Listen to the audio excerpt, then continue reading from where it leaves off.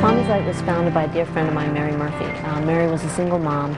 She was diagnosed with a rare form of cancer, and she realized after about 6 months it was unlikely that she was going to survive. So she actually thought about what she did with her son, and she talked with him. His name is Brian, and said, Brian, you know, what do we do together that you want to make sure you get to keep doing? And he shared with her that he loved making a certain type of Christmas cookie. And it is because of Laura Muntz and her organization, Mommy's Light, that Mary's vision has helped many children continue traditions they shared with their mothers. Since Mary's death in 1998, Mommy's Light has developed the infrastructure to reach out to the more than 20,000 young people living in the Delaware Valley region who are eligible for our free services. Our services include supporting children by continuing traditions and the simple pleasures they shared with their mothers. Traditions such as going to the playground or gardening. Mommy's Light services also include education and outreach materials designed to raise awareness about the needs of grieving children. While children's grief is a lifelong process of adaptation, this is rarely recognized. This lack of awareness often leads to greater isolation and loss for an already vulnerable group of children whose emotional champion has died. Coming up, you will meet some of the young people and families we have helped as you watch excerpts from the stories which aired on our local networks. When volunteers from Mommy's Light visited the Cunningham family, they came not with medicine or advice. They brought paints, stencils, and smocks. You might want to get everybody's handprints on here. Jean Marie Cunningham has terminal cancer. She asked Mommy's Light to set up a ritual of baking cookies and painting flags, something that will continue until Mark, Shannon, and Brienne turn 18. It's just something that we can put together as a family to keep for them. After a family chooses a tradition, Mommy's Light volunteers take care of the details once a year. This makes it easier for the surviving spouse, who can be easily overwhelmed by the demands of working, running a household, and raising children alone. And I couldn't fathom the idea of them being the other mother and having something to hold on to.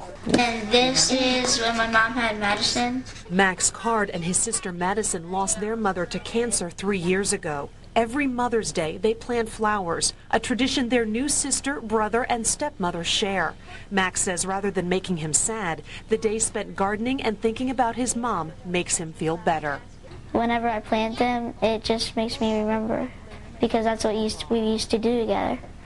Every year, the Race for the Cure raises money for treatment, research, and support programs for breast cancer patients and their families. One support program helping families cope with breast cancer is called Mommy's Light Lives On.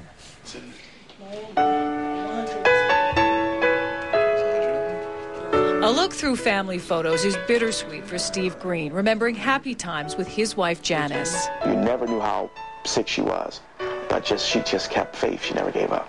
Janice lost her battle with breast cancer in 2001 at the age of 34, leaving behind 3 children. Steve was her youngest. It was hard because she passed on my birthday.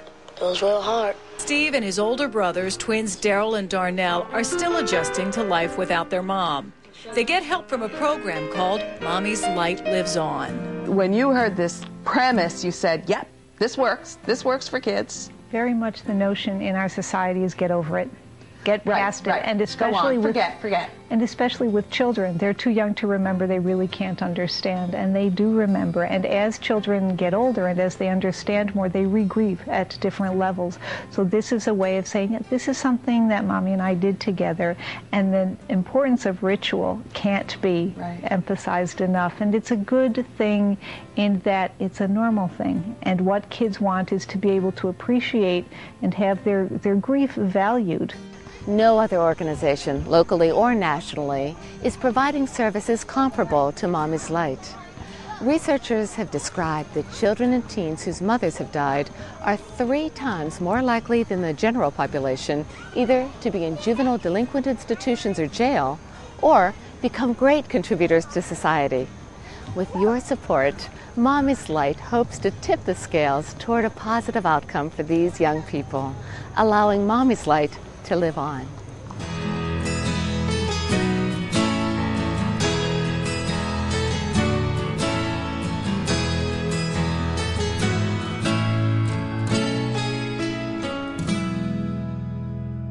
ahead, Shabby.